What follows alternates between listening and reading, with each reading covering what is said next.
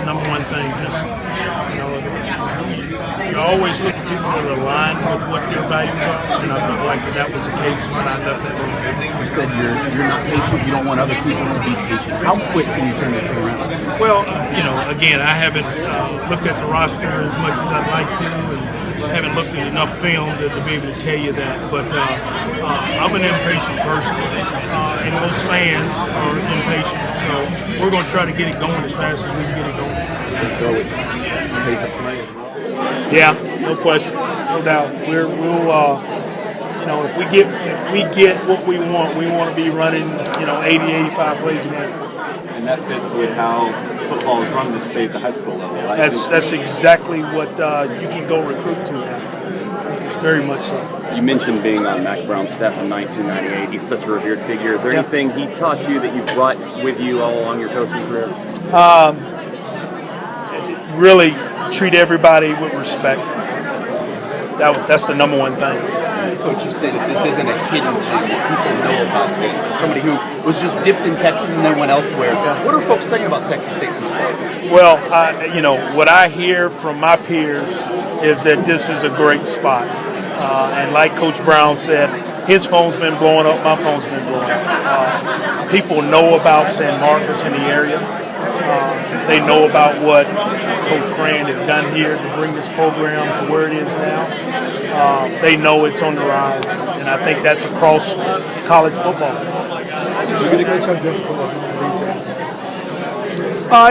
It was difficult. You spend 2 years getting your, putting your stamp on a program and recruiting to a culture there, and then you leave. And to be honest with you, when this job came open, we were knee deep into getting ready for our off-season program. So, like I told Larry, I said, "Why me?"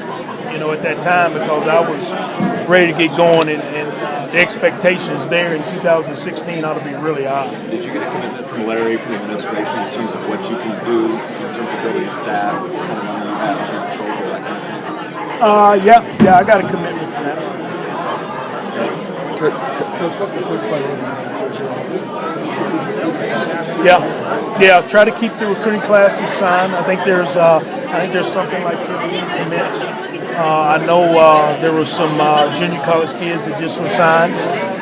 So I'm anxious to get on the phone and get an opportunity to talk to them. I want to talk to the current players that are here, that are in town. I want to make sure I get a chance to sit down and visit with them. And then obviously there are assistant coaches on the staff. This is always a tough time of year when you got guys that, a coach leaves, resigns, gets fired, and then, assistant coaches. So I want to visit with those guys and talk about the future with those guys also. The fact that it's so late in the process, you're already at that time. Sure. I mean, is it going to be more difficult to get assistants that you want here? Cool, smaller? I don't believe so. I don't believe so. Again, I think a lot of people know about this place, and I think they'll be very excited. One thing that I've always prided myself on is having a list of guys that are ready to go, and we'll be up and running. I'll take my time, but it won't take me long. Coach, you briefly touched on this, just the young, energetic coaches that you like to have. Is there someone along the way, a coach that kind of brought that to the fore, that explained, that kind of philosophy? I spent 2 years with Urban Meyer, and one of the things that he does, and as a CEO of a program, is he coaches coaches.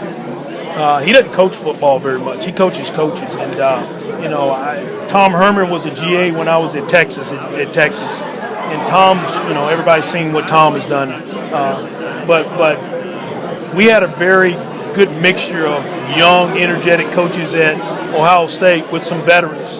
And I always thought that young, hungry coaches will go get in that car and go drive 200 miles and go see that recruit.